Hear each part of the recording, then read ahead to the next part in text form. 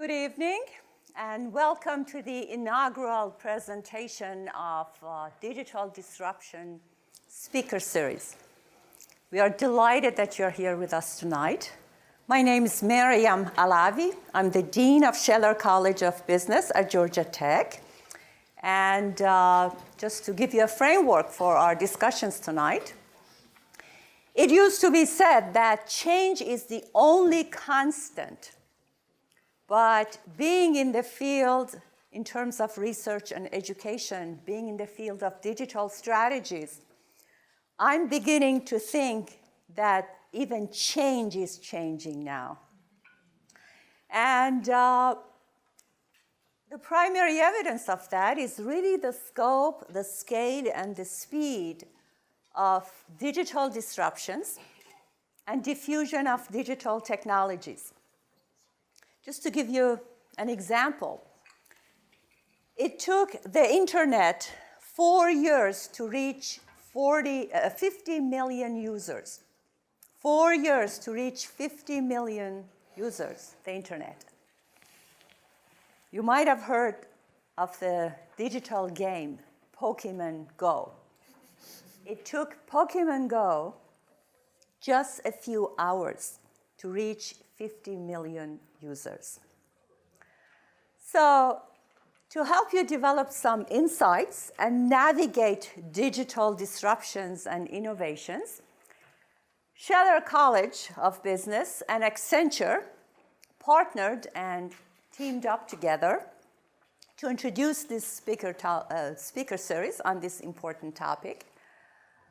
Scheller College is a very innovative and a top-ranked business college at the intersection of business and technology.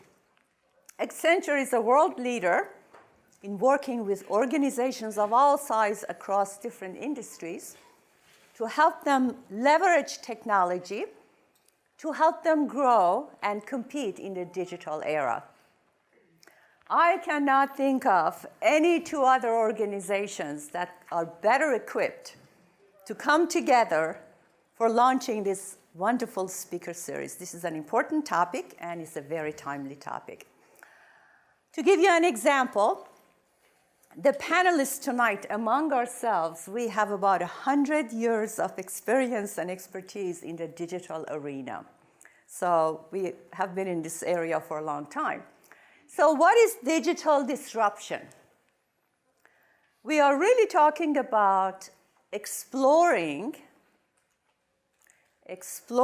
the ways in which organizations and managers can embrace digital technologies to successfully compete, to create value, and to create the workforce of the future. So, I know you're here to listen to our wonderful panel discussions. So let me just take a few minutes to introduce and call our panel's speakers to the stage. So let me start with David Godsman. David, please come up. David is the Chief Digital Officer at the Coca-Cola Company. In this role, he is responsible for developing the digital transformation strategy for the Coca-Cola Company and come up with innovations in their products and bring efficiency to their operations. David, thank you so much for being here. Thank you for having me.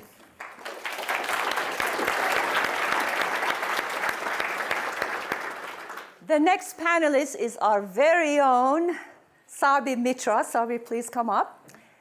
He is the Senior Associate Dean for Programs, and in this role, he is responsible for innovations and delivery of top-notch undergraduate, MBA, and non-degree executive development program. He's also a professor of information technology management.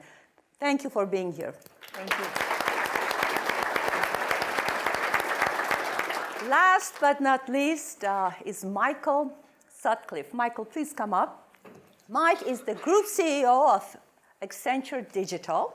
He works with clients to develop to help them to develop strategies and to compete effectively in the area of digital disruptions. Under Mike's leadership, The revenue from digital services at Accenture has grown to $13.5 billion. I also want to thank Mike for partnering with Scheller College and being the champion of this speaker series at Accenture. So thank you all for being here, and let's get started.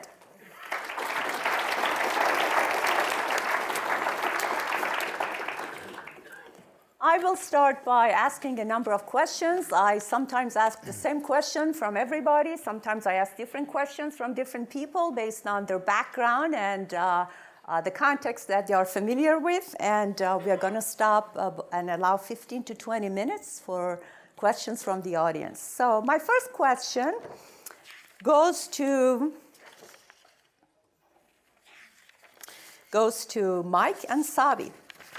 So the question is, in the digital transformations, incumbent companies seem to be at a disadvantage when it comes to responding to some of the digital innovators, such as the Amazons, Ubers, et cetera. So why do you think some companies are more successful, incumbent companies are more successful in responding to some of these early and digital entrance into their space? Sabri, you want to start? You go ahead. Okay. Well, I guess, what I would start with is I think it's culture. I think it's the management team's appetite and interest in learning, their willingness to be open to ideas from the ecosystem, and a recognition that what's worked in the past might not work in the future. So if they're open to learning, they're willing to consider that the business around them is going to change, that their customers' expectations are going to change, that the quality of their product is going to change, then they start seeking input from others and learning from others. And if they can do that, they can be successful. The companies that feel safe, secure, and stable sometimes just don't have that appetite, and it takes a little bit longer, and usually they wait for a little bit of a shock to tell them that it's time to move. Okay. Sabi, do you want to add to that? Sure. Perhaps this is a little long answer, but I think you're right that a lot of times, especially the examples you gave, Uber and against the taxi cab industry and Amazon versus retailers, the incumbents seem to be at a disadvantage in those examples. And I think there are really fundamentally, two reasons for that. One is it's really not about strategy, but about execution. And execution is hard for large companies. So if you take a really iconic example such as Kodak, I would say that Kodak probably knew that digital was coming. And if they didn't know, then Accenture would have been there and told them that digital was coming. And if you look at what they did, they hired George Fisher, who was CEO of Motorola prior to his joining Kodak in 1993. They set up a digital imaging division. They actually had pretty good success initially with digital. They were the first to come up with a digital camera way back in 1975, and then they came up with very viable products and were perhaps number one or number two in the digital space, but they still couldn't succeed. So I would say that their strategy was, they realized that digital was coming. They were doing all the things, but they couldn't execute. And there are a couple of reasons I think the large companies cannot execute on the digital transformation very effectively. One is it often requires different business models. So if you think about Kodak, for example, they were a consumables company. They sold film and paper. And they had to move away to a world where there are no consumables in the digital space. The incentives were also not aligned. If you think about an incumbent company, very comfortable, as Mike, you mentioned, in their own space, very high margins on on film and on paper. The joke was at that time that there was nothing legal that had the kind of margins that film and paper had. And so they wanted to hold on to that for a little longer than was optimal for them. For those of you with gray hair in the room or with no hair like me, you'll remember this photo CD. I don't know if you remember. That was their attempt to still capture on film because, I'm making great margins on film, but let's hold it longer, a little bit longer. I'll give it to you on a CD, and then you can email it and do all those other things that you want to do. Their current resource bases, like their manufacturing facilities, for incumbents are not relevant anymore. So for Blockbuster, they're in a video on demand world, their stores don't have much value. Or for Kodak, their manufacturing base for for manufacturing film really doesn't have that much value anymore. And so it's hard for them to make that transition. And, and finally, I would also say that digital transformation is kind of a balancing act, if you will. And it's very hard for 900-pound gorillas to do a balancing act. So if you think about transforming digital transformation, do you do it through acquisition, or do you do it through internal R&D? Well, the answer is that it's neither. It's a balancing act between the two. If you take Google, many of their current products are through acquisitions, Android or the targeted advertising, but they also spend about 16, 17, or 20%, I don't exactly remember, of their revenue on internal R&D, because it's necessary to build the absorptive capability so that you can take those acquisitions and bring it in-house. And if you think about the timing of the transition, do you do it quickly or do you do it slowly? Well, Kodak obviously did it slowly, but if you think about Netflix a few years back, I don't know if you remember the Quickster debacle that they had, they were trying to move too quickly. So in that case, it's also a balancing act in terms of how fast do you transition so that you bring your customers with you. And because of that, because it's very hard to do that balancing act for large incumbents, I think they're often at a disadvantage compared to an incumbent digital player. Okay, thank you. David, could you, in your role as the Chief Digital Officer at Coca-Cola, give us a few examples of some of the projects and initiatives that you have launched in the digital arena? Yeah, I mean, I thought the opening comments were wonderful. I think, and I just want to add a couple, and then I'll jump right into that. I would say, I think that large companies sometimes operate with a sense of arrogance. Mm-hmm. They don't respect the emerging companies to the extent they should, and they don't recognize the exponential curve that can happen in an industry. And I think in the Kodak example, they missed the macro level trend of memory. Right, and what was happening with the memory chip, which ultimately enabled the photos. They don't move with purpose either. When you state that you're going to enter into a period of digital transformation, too often that is a branding campaign of activity that will happen throughout a year that someone is fortunate enough to own, versus a journey that you're going to embark on over a 3 to 5 year period, if not 10-year period of time. So I think those are some interesting things. We looked at it at the highest level in the company. We've looked at it across experience transformation, and that's how we create value for consumers and our customers. We looked at it across business opportunity and how we change our own systems and evolve those using digital as a capability to advance and accelerate our business model. We look at new business models and some of the areas where we have an opportunity not only to disrupt ourselves, but to create new services, new models for consumers. And lastly is culture. It takes a lot of courage for companies to realize they don't know what they don't know, and for them to embrace the community and learn. So we've just actually finished up a fairly in-depth exercise where we went and we looked at 15 different capabilities across our entire ecosystem. So both the company side, the business units that we operate, and also the bottling franchise partners that we have. So we looked at everything from how we market how we're marketing in a digital world. And that's online marketing, that's use of digitally enabled technology in the physical world. We looked at e-commerce as one of the greatest disruptions that are going to face our business.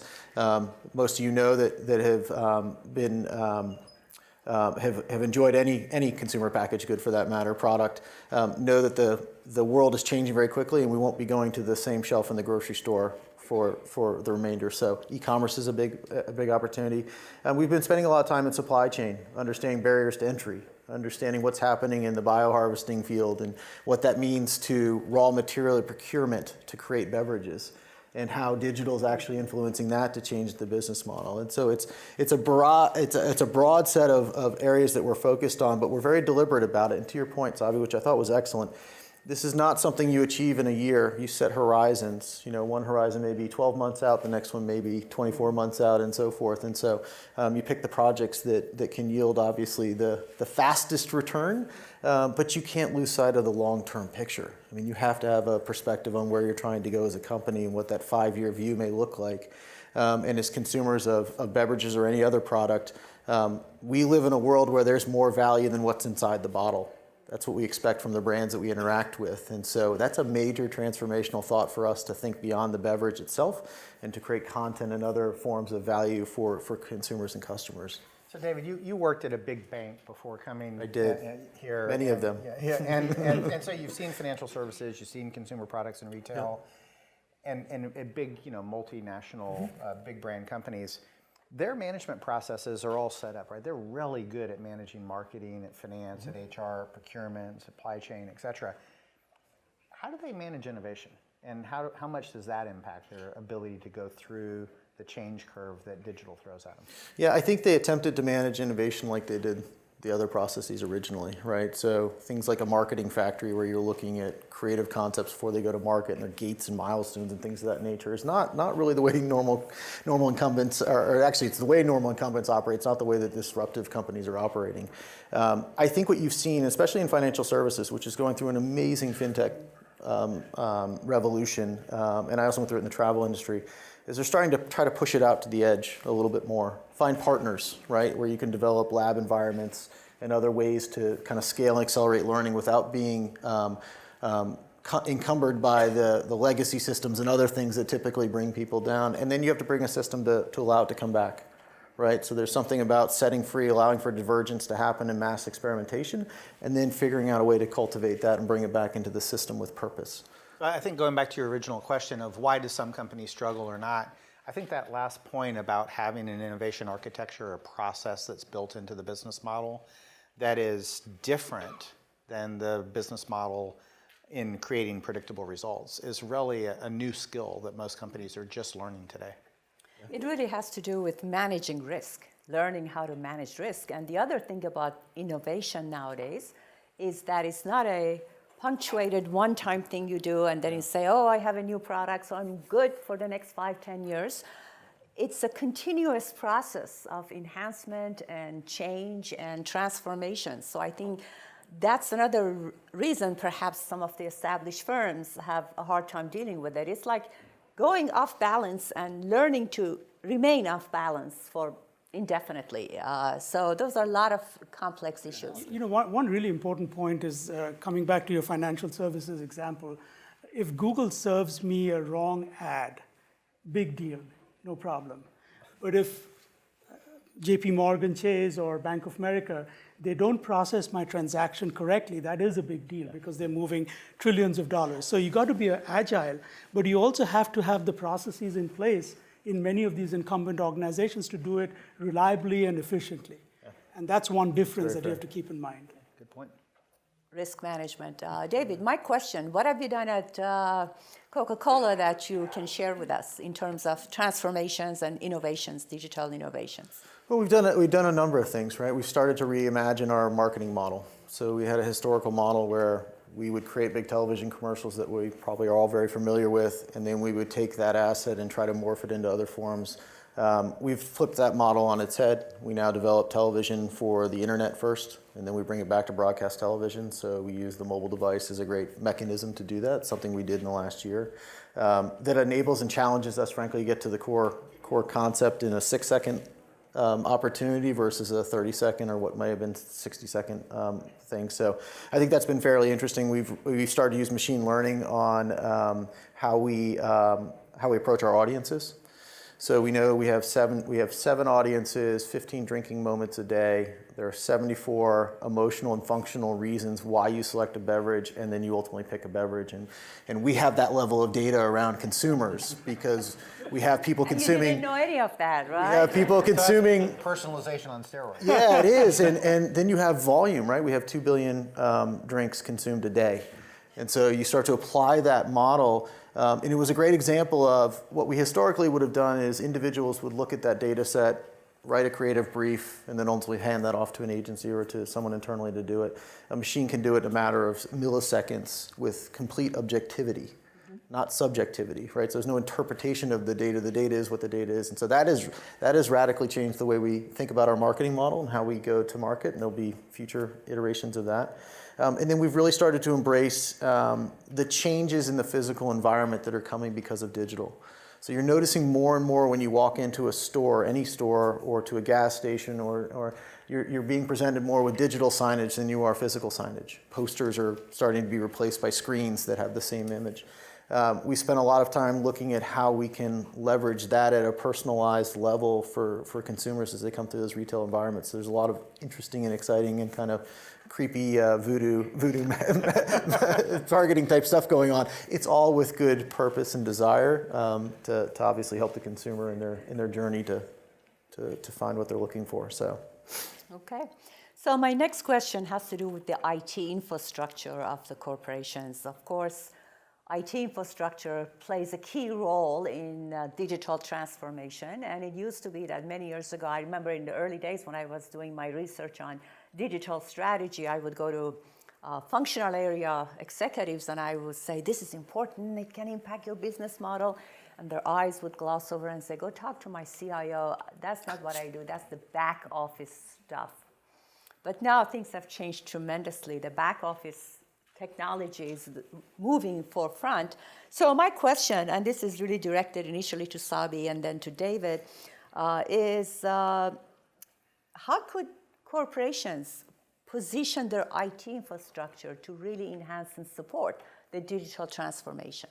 Sabi, quick answer, Sure. and then I'll want to move to David. Sure. So, we at Scheller College, we've been pretty lucky in working with one of the largest banks in the country.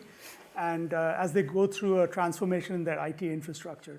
And basically what they're trying to deal with is, because of the disruptions that you just talked about in the financial services industry, they need to be much more agile to be able to compete with the emerging fintech players that are coming onto market. But they also have to do it, they have to be agile, but they have to do it reliably. Mm-hmm. They have to comply with all the rules and regulations because they're a big bank. And they have to do it cost efficiently also because they don't have huge margins either. So some of the things that they're doing in terms of their IT infrastructure, I think there are 3 or 4 key things. One is simplification, which is they've gone through acquisitions, and like many other incumbent companies, they have a very, very complex infrastructure. If you have complex infrastructure, it's not reliable. It's also very hard to be agile in that environment, because you can't make quick changes. And so having consistent platforms, having consistent infrastructure, simplified systems, that's one of the bedrocks of what they're trying to do, the way they're trying to transform their IT infrastructure. The second is around leveraging the cloud better. And I think they're struggling through that a little bit because like many companies, because if you look at it today, perhaps you do have the scale internally, to have the same sort of cost advantages as the public cloud, but that's probably not going to be so in the future, where the public cloud cost might go down significantly. So you got to be prepared. And after all, if you can get something as a software as a service, it's so much more cost efficient, so much less headache. But how do you really do it in a way that matches things that you got to keep internally, especially for this large bank, they got to keep it internally, by regulation and other reasons, but they also want to leverage the public cloud. So how do you marry those two together? And then the third thing that they're struggling with is more of a match between a centralized and a decentralized model for IT, where centralization has lots of benefits. More cost efficient, it's more perhaps standardized, there's better security, all of those benefits, but then you lose the agility, you lose the ability to be closer to the user. So how do you get that balance right between having decentralized groups, but also having centralized IT, providing the scale that's necessary? So those are, I think, the 3 key things that they're struggling with in transforming their IT infrastructure. You're taking me back to a world I Right. thought I had escaped, but I know it well, and I don't need to know what the financial institution is. I know they all struggle. Right, it's very similar problem. Yeah. David, how would you like to add to that in terms of the technology infrastructure in a corporation? So look, I think part of the reimagining of the technology stack is getting it grounded in the use of data, in effective uses of data. So the ability to ingest data, standardize data, the ability to then manipulate the data and effectively make decisions off of it. Not everyone built their technology infrastructure with that level of focus, and with data being the future currency of the world, I think that's incredibly important. I think you're absolutely right about Sabi, about cloud and the flexibility that enables you to have, and the scalability, the infinite scalability. The last thing I would just say is we being large corporations are guilty of this, need to move away from high levels of customization. So high levels of customization of platforms where we think we need something because we think we need it puts you on a path to being very challenged when you want to unwind. And you need flexibility and optionality in today's world, and your ability to be able to plug in and plug out is incredibly important. And so as the architectures are being designed, I know a lot of time is spent on thinking through that, so that you That's don't the simplification I was talking about. that you don't put yourself in a scenario where you have to unwind from systems, or in many cases, I think it's the demise of some opportunity for companies where they can't unwind. And I know the coal-fired boilers that we have pulled in the financial services industry behind us, that it's impossible to get out of. So. And that is a particularly important issue in terms of flexibility and undoing things, because if you want to change your processes to respond to your clients or customers better or to be more efficient, and if those processes are encoded in your systems, in your technology and your IT systems, that becomes almost impossible to undo. Miriam, I would just add that the three things that we talked about in terms of simplifying and also leveraging the cloud, as well as having more agile, decentralized IT organization, is probably not just limited to financial services. It's it's pretty common across large companies in many other industries as well. Agreed. So my question to you, Mike, is sort of related to technology, but a little different. Given your experience working with so many companies in different industries, what type of digital technologies your big clients are going after? And how do they go about acquiring it? What are they interested in, and how do they go about acquiring it?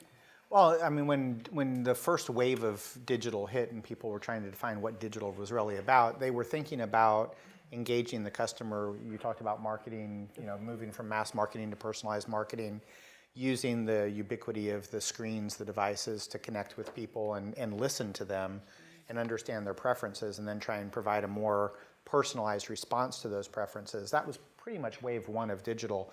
And so that was about advertising technology and marketing technology, which had little or nothing to do with the CIO organization, which was all about systems of record, systems of control, and transaction processing systems. So originally there was a bifurcation between the CIO organization and then what was going with customer engagement and interaction. Over time, we started to see e-commerce become a big wave of interest for clients, because they started to talk about the movement away from the physical purchase to something that might be happening in an online market. And then we started to see them moving past e-commerce into areas like artificial intelligence, applied analytics, and we started to see that the data and the data science were as important as the technology in actually enabling those interactions with their customers and providing better personalized responses. And then we saw a whole new set of things coming out, like blockchain technologies, which enabled trust networks to occur that weren't able to be stitched together inside the walls of a single company.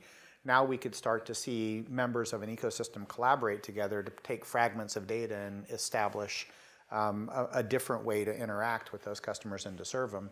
And so people got very excited, not about the Bitcoin currency so much as the blockchain underneath it, and then the smart contracts that those enable.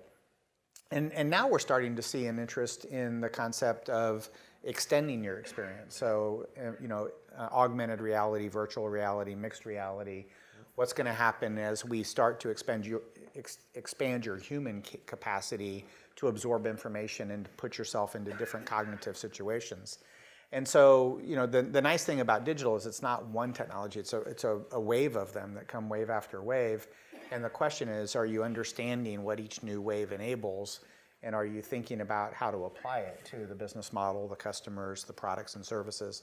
Right now, one of the most interesting things that we're seeing is the collision, and I think collision is the right word there, between operational technology that's used to manage manufacturing, production, supply chain, et cetera, with information technology.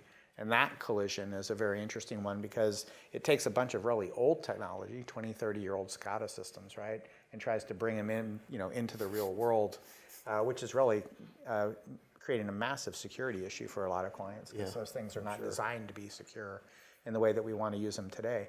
So, lots of different types of technology to become familiar with. And the most important point is that none of the technology by itself is important. The really important question is, what are you going to do with it? Okay, so my next question, I'm going to direct it to David and Mike, again, given your background and experience with different corporations. Traditionally in the US, a lot of digital innovations and digital disruptors have, innovations occurred in the US. The US companies were leading the way, if you will. But then lately, if you look at companies like Baidu and Alibaba and Ctrip and WeChat in China, they're just amazing in terms of how they are innovating and how they are moving so fast.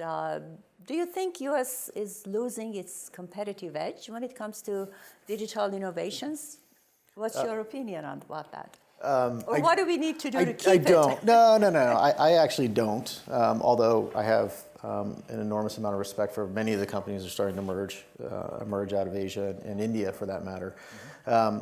I think if you look at the large-scale tech companies, the Amazons, Apples, Alphabets, Microsoft, Facebook, you look at the top 10 tech companies, they were all originated and created in the United States. If you look at the advancement of a lot of these platforms, they're mirroring and mimicking many of the models that were created in the US, yes. Right? So Baidu by nature being 76% of the search volume in China, I believe now, and you can see remnants of where that model came from. And frankly, they're not shy about it. I think if you look at the advancement in commerce, you had things like Amazon Prime Day 3 or 4 years ago. You now have 11/11, Singles Day, and some of the biggest commerce events in the world, which, by the way, make them at an exponential rate grow, which makes them obviously be well deserved of the headline and the scale. I think what I can see, and in all these companies, right? There's this kind of like this coming together, this convergence is going to happen somewhere over the Middle East, probably, where the companies from the West are moving east, and the companies from the East are moving west, and the companies from the South are moving vertically up.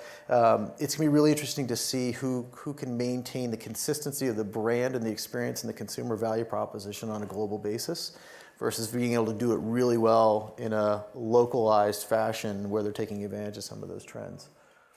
Mike? What are your thoughts on that? Well, I think I largely completely disagree with me. Make it controversial. I largely agree with the point that the U.S. remains an incredibly competitive place if you want to be an innovator around technology, because we have a massive amount of capital available with a community that knows how to invest. So they're comfortable being angel investors or Series A or Series B. They understand the risk profiles, and there's a lot of capital flowing into innovation, and the ecosystem is there to support it. The educational system to generate the people who can do the work, as well as companies who are used to working with those startups to test and pilot and do proof of concepts and prototypes.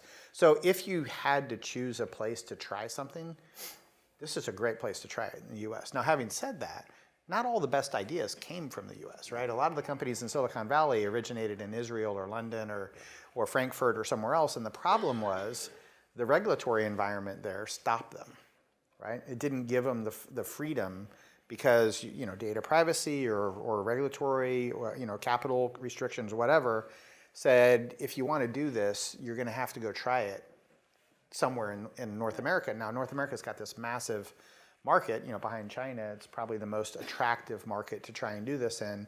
The problem with the Chinese market is you can only do it if you're Chinese, right? So that you can't, if you're Google, you can't go there. But they can certainly come here. And so what we're seeing with the large competitors in China is they never did lack the ability to innovate. They've always been able to innovate, but they had a different regulatory environment. And what we've seen over the last 10 years is the regulators in China are letting them experiment, and therefore they're developing really competitive capabilities. Now they're starting to export those from China into other markets. Note, they're not really coming here. They're going to Eastern Europe or Africa or other places, but they will come here eventually, as we will go there. So I think we will meet somewhere in the middle. The most interesting part is I think the European Union has just completely shot themselves in the foot. There won't be another innovative company coming out of there for about a decade. So don't try and innovate if You can quote him. So it's just they just have put too many regulatory constraints on the ability to innovate as a startup, right? And so the people who've got those ideas in Europe have to choose. Are they going to go try and do it in China, or are they going to come try and do it in here, or that maybe they'll go to India? Yeah. But they're certainly not going to try it in one of the European countries. One really quick point, university systems play a really important part in innovation. And I would say that 20 years back, if you looked at the university system in the US, it was really unparalleled. I mean, there's no other country in the world that has the scale and scope of universities that exist here. But in the last 5 years, I'm seeing a little bit of a transition in terms of scientific papers that are submitted to journals. I used to edit a pretty prominent journal. And 10 years back, I would say 100% of the articles in that journal were all from folks who were in the US universities.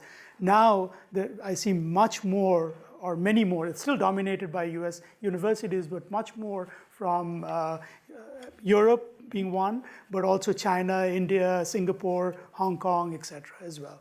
Yeah. Good point. Sabi, I want to ask you, we talk about incumbent corporations, we talk about the fast digital movers. Everyone says companies like Amazon, Facebook, Google, Uber, these are the winners in the digital economy. Do they have anything to worry about?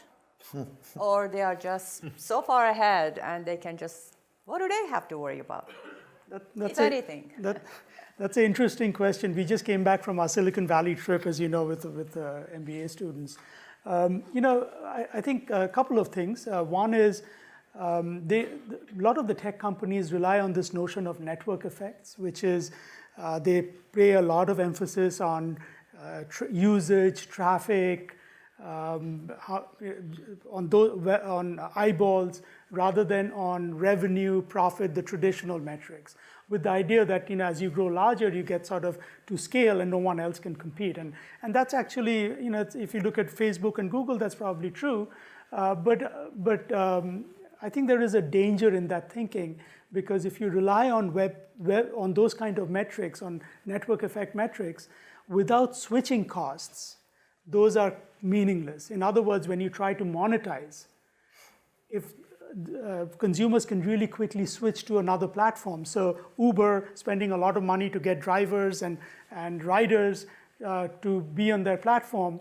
If there's an alternative platform available that can provide the same benefits and there's really no viable switching cost to prevent me from switching, all that investment sort of goes, is not of much value. So that's one thing that they have to be careful of. The other thing I feel is they have very high margins and very high valuations right now. And if you have those high margins and high valuations, it leads to a little bit of inefficiency and complacency. So you build these, fancy campuses. You're not as efficient. You're not as hungry as you can be if you have those high margins. And that's something that they have to be careful about during, downturns and during when they don't have those high valuations. Can they really maintain the infrastructure that they're setting up? And then the last thing is incumbents. I think if you look at Amazon and you look at Walmart, Amazon has probably 44% of online revenue, and Walmart has a much smaller share. But Amazon has 75 or 70 or 80 fulfillment centers around the country.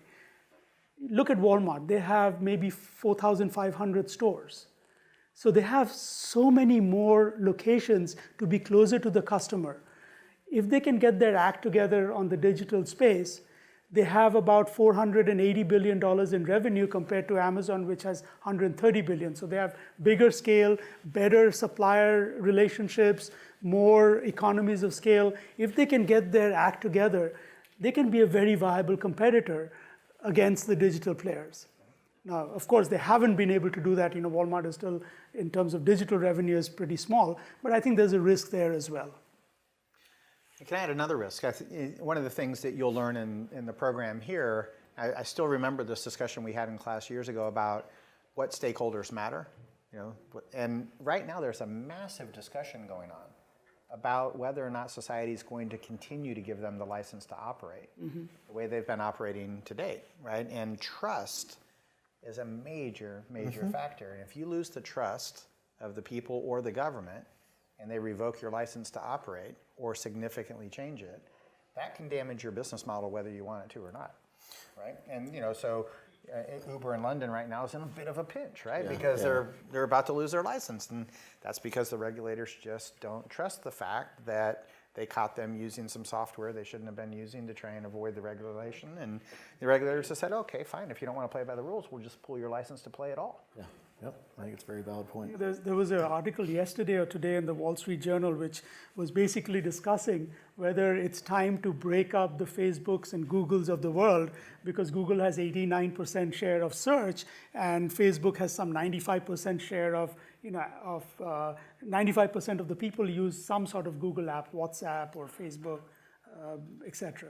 And so is it time to break them up? And that sort of scrutiny will come as they become larger. I also think the very asset that they've built their business on is a risk, right? The asset of data that they've built their business on, accumulated on virtually every individual in the world, has to be protected. And as you saw with the likes of the ending chapter of Yahoo as an example, right, with the mass compromise on the email accounts that wasn't disclosed, you saw the impact of that ad ultimately on the transaction value of it. I do think someday we will face some form of data apocalyptic event where one of these companies will be, and they haven't to date, but will face some serious pressure and potential vulnerabilities that will ultimately lead to a backlash. And people will now start to take back ownership of their data as their currency. And for the last 5 years, we've all been it's like the 70s again, right? We've been all out on the wild web and living our lives with no real recourse. And the reality is everything has been permanent and is out there, as you can see from the photo that's in the pamphlet that someone found for me 5 years ago. It's out there, and sometimes it's not pretty. And right when you can dig up stuff like that, there's a lot of risk associated with it. Yeah, and It's a personal example. Sorry. You had hair in the photograph, right? I had some. Yeah, and things never go away on the web. You know that. Yeah, no. I think one of the issues around this security breaches, which is really interesting, is right now people tend to be tolerant of that. They don't have any alternative. All you get is a letter that comes in. Oh, by the way, your data was compromised, and you can get a couple credit reports. So there are not really severe consequences to that, but eventually, when something terrible happens, there are going to be consequences. Yeah, so absolutely. I agree with you on that. So I think, again, this is a question for David and Mike to begin with. Since year 2000, about 50% of Fortune 500 companies have been replaced on that list. So things are really in a state of flux. And you started to talk a little bit about that, but what should the leadership, could leadership do in organizations to get them to be agile, to get them to innovate, to get them to move faster, to come up with the balancing act? What is a leader to do? What are some of the attributes, some of the things they can possibly do to make things, to guard against this being left behind or being disrupted? How can one become the disruptor rather than disrupted, right? Well, I think you've got different situations, right? You've got, companies with long established market shares, global portfolios of products that are, stable and working well. And even in that situation, I think, you've got a new CEO in place who recognizes that that's not really going to be what the world looks like 5 years from now. And so even with the best advantages of a blue chip brand name like Coca-Cola, the CEO, I think day one in the company said, I'm telling you all, the future won't look like the past, right? Yep. And I think that is step one, is the leadership team having a culture inside the company that recognizes that the world will change whether you want it to or not. And the very first thing that we would recommend to CEOs is to make sure that they really understand where value is being created for their customer and whether that's going to be persistent. And if not, what they're going to have to do to capture new sources of value in the future. And so we think if you start with that, if you start with really understanding where the value is coming from and what it's going to look like in the future, then everything else has to be up for grabs, right? You've got to be willing to say the operating models, the markets, the products, all of the things that we used to do might have to change based on that value. And we take an example of Amazon coming in and disrupting the retail industry. Now Walmart's responding, right? Walmart has recognized that they actually have an advantage on the physical digital blur, but only if they act. If we look at what the transaction going on now with CVS and Aetna, right? Why is CVS buying Aetna? Because they know that Amazon's coming into the pharmaceuticals market, and they want the ability to react. And so the willingness to look at value proposition from the end customer's viewpoint and make everything else up for grabs, I think has got to be the mindset that the leadership team starts with. And I think that's what's going on now, right? Yeah, no, I agree 100%. I think there's some characteristics, right? I do think we all have to operate with a sense of humility, even though we're massive. In our particular case, we're one of the most recognizable, iconic brands in the world. We don't know what we don't know, and we know that others are moving quickly into the space. I think a healthy sense of paranoia is a good thing. So I think all leaders should carry a little bit of a, looking over the shoulder type mentality, because there are proof points that you can find in generally every subject where that's happening. I think they need to test the immune system. So I joined Coca-Cola a year ago. I was a complete outsider. I've never been in CPG before. I didn't know a single person in the company. I came from the banking industry, which obviously is going through lots of transformation. And to bring in individuals to also start to shape and change the thought process and the way to do that's incredibly important. And you can't do that. There were no antibodies in the company. I don't want to be on record, but I am here, and it's a year in. So no, but it's really important to test. And I could also say you change over a lot of the leadership individuals, right? If you can't change fast enough, you got to be courageous enough to make bigger changes there. But I do think it's straining yourself a little bit to see if you have that characteristic there. And the last thing I think we've talked about a couple of times tonight, introduce a sense of risk tolerance, responsible risk tolerance. So there are very few people in the company who are like, I'm going to bet it all on my job today, right? Because that's not the way large companies work. But showing where fast fail mentality is actually not is rewarded, not necessarily scolded, I think is interesting. And there are many companies today have introduced things in their innovation processes where they do failure rewards. Mm-hmm. People get bonuses for knowing that they killed a project that was never going to be commercially viable at a scale that would mattered, but they're rewarded for it and they celebrate it in a way. And I think that's some of the cultural dynamics. You started off by talking about culture earlier. I think those are some of the things that you have to do to really test the courage of the organization, especially as a top-down leadership structure. The only thing I would add is being comfortable at the intersection of business and technology, which is where the Scheller College operates. Good plug. Good commercial. There we go. Good commercial. Let me now open it to the audience, and we have mics that are going to be taken around. So, yeah.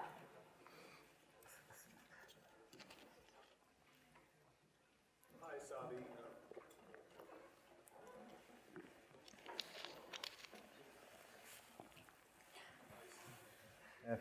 Hi, Sabi. We can hear you. Larry Faskowitz. I work in the Scheller Career Center.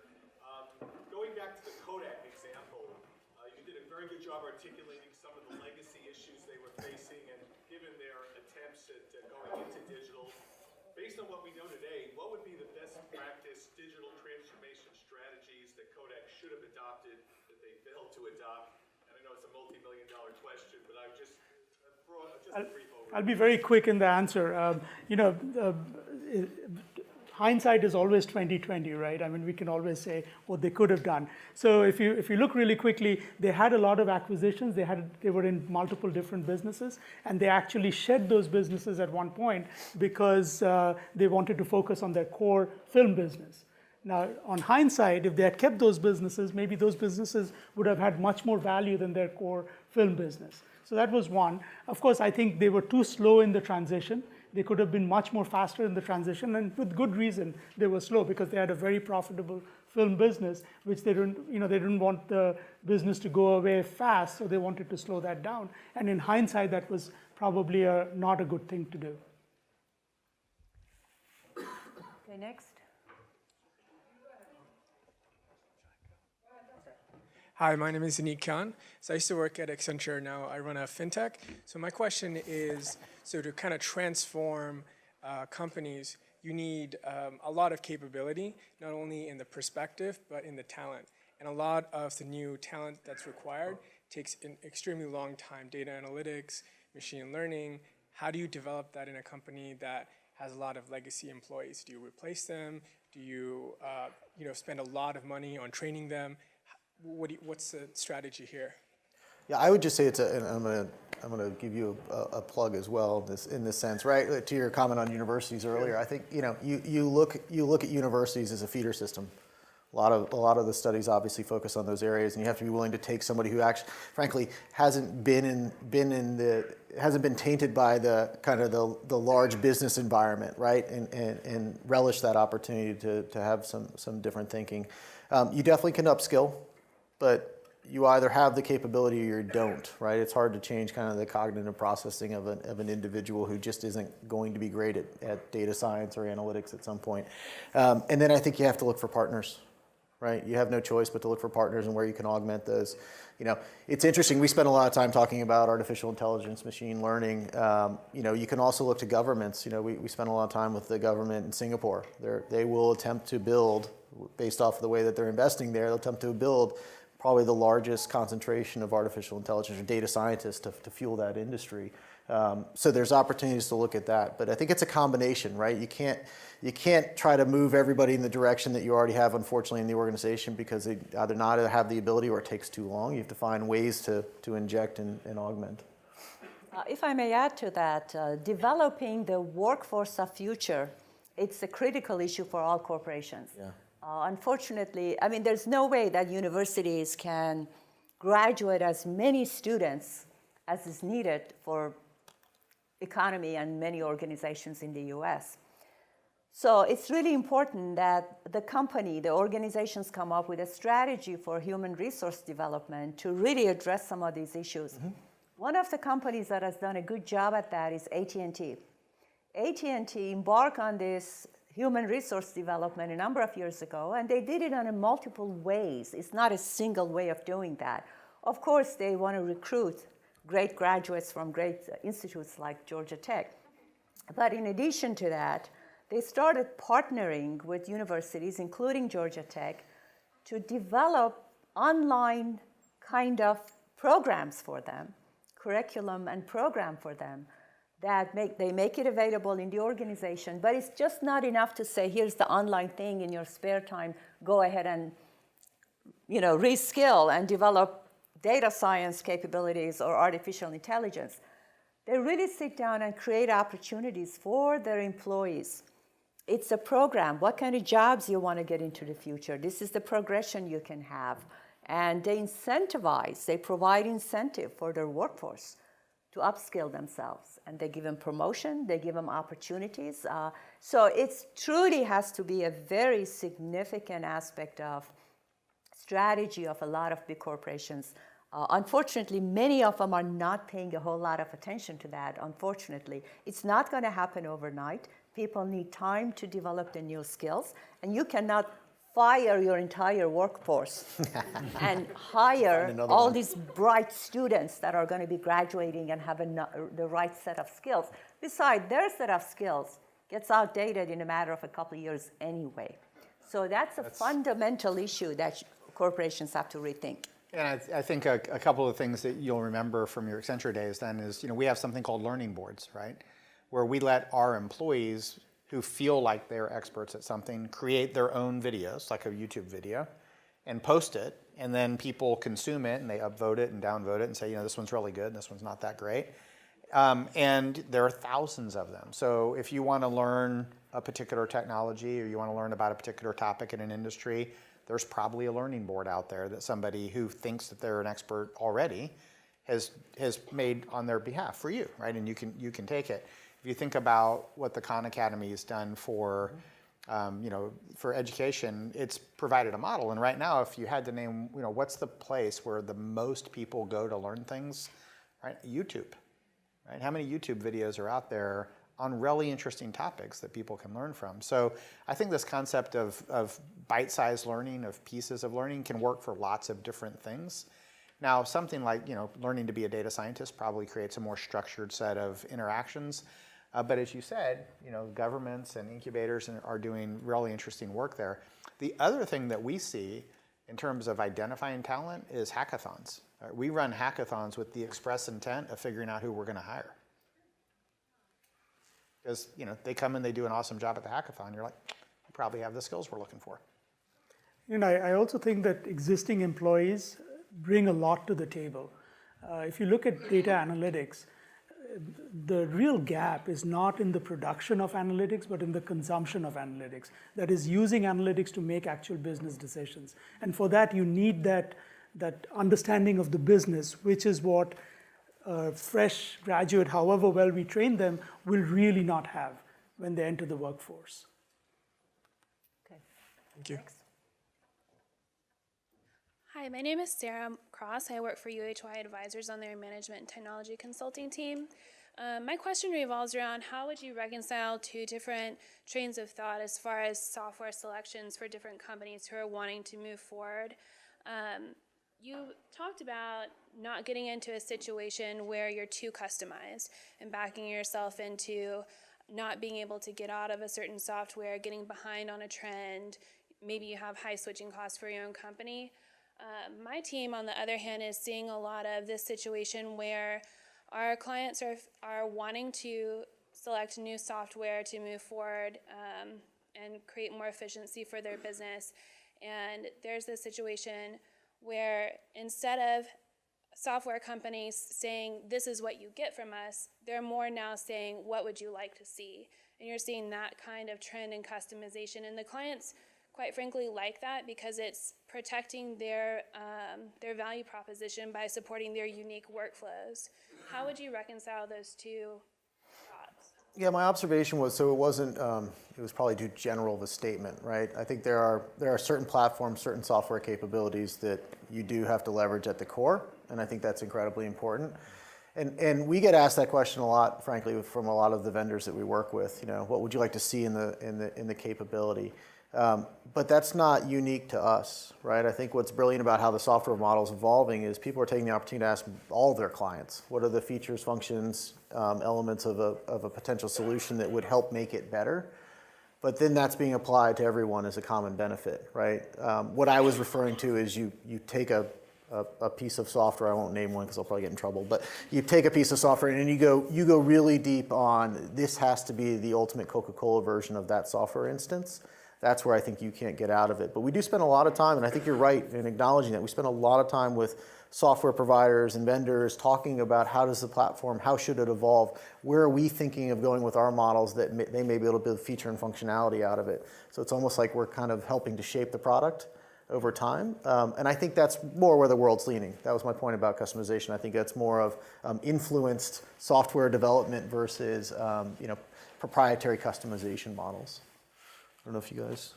Well, one of the things that we see in terms of how people are architecting their IT within the company is they are picking some platforms, and they'll say, these are going to be the building blocks of my architecture, and they're separating the platforms from the user interface. Yep.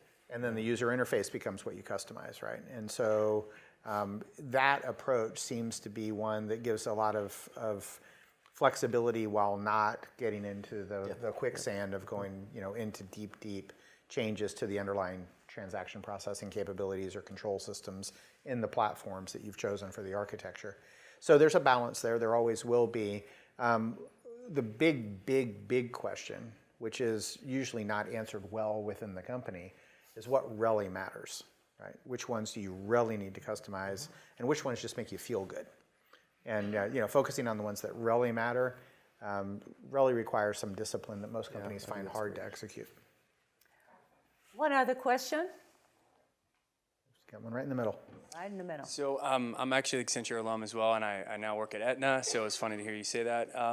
My question kind of goes back to when you guys were discussing the low-hanging fruit versus kind of the long-term goals that you have. And, I struggle with this internally. I do a lot of type of work where we have to pick projects. And just curious how you guys pick your projects. Is it ROI based, or is it value prop based? Is it we need to pay to play? Kind of just curious when you're going from the digital disruption perspective, how you kind of scope and then kind of pick your roadmap. Yeah, I think we've tried to have a balance of kind of highly innovative project work that may be short-term or long-term in terms of benefit, stuff we have clear line of sight on that we can invest in, and then just the core business. And we've kind of tried to apply a funding model and an evaluation approach to that.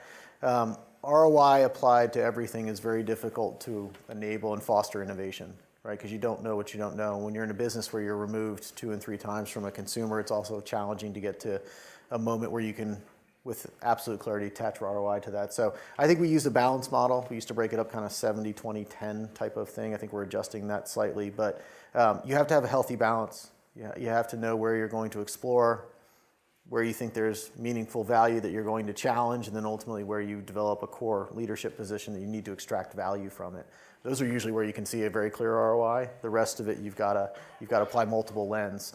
And as I said before, in our world, I do think ROI can be in value creation beyond just a core product that someone has purchased.